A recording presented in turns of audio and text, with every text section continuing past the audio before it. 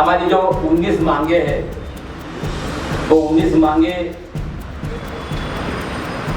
माड़ा के सामने रखिए। मैं आपको बढ़ के सुनाता हूँ। अगर आपको कुछ लगता है कि इसमें कुछ कमियां हैं, इसमें और एक मुद्दा होना चाहिए, तो बेशक आप खड़ा रह के, हम आखिर में आपसे सवाल जवाब होने वाले। अगर आपके मन में कोई आइडिया है जो इसमें इस मुद्दे में छूट गया हुआ, तो आप बेशक खड़ा रह के उस मुद्दे को यहाँ पर बता सकते हैं। साथियों, मैं बताना चाहता हूँ कि 800 फुट में 800 फुट के 2 जो घर मिलने वाले हैं, उसमें हमने कहा है कि हमको 3 BHK दे दो। 2 BHK के बदले में 3 BHK दे दो। 3 BHK 800 कारपेट में आराम से बैठते हैं। इसके लिए हमारी मांग है कि 800 कारपेट में हमको 2 BHK के बदले हमको 3 BHK मिलना चाहिए। कॉर्पस फंड के बाद के महीने 25 लाख रुपया कॉर्पस फंड मिलना चाहिए।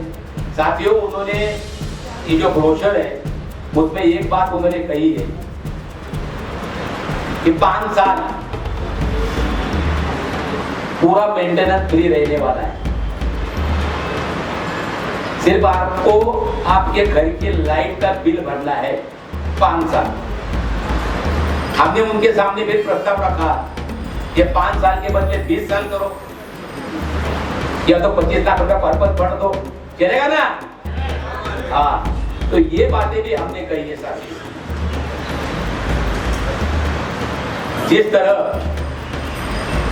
सेल्फ डेवलपमेंट में सब्सिडी दी जाती है, उसी तरह की सब्सिडी हमें भी मिलनी चाहिए।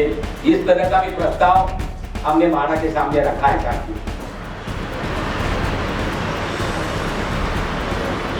ये प्लानिंग की कॉपी मिलनी चाहिए। अभी प्लानिंग की कॉपी हमने मांगी थी, इसमें भी जो ब्रोशर दिए है उसमें प्लानिंग है ना गौरव?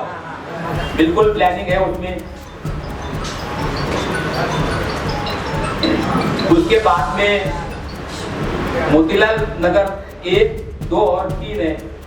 मोतीलाल नगर 1 के लिए अलग से अंबेडकर मैदान में और उसके अगल बगल में मिलने वाला है, और 2 और 3 नंबर में 2 और 3 अलग अलग नंबर है।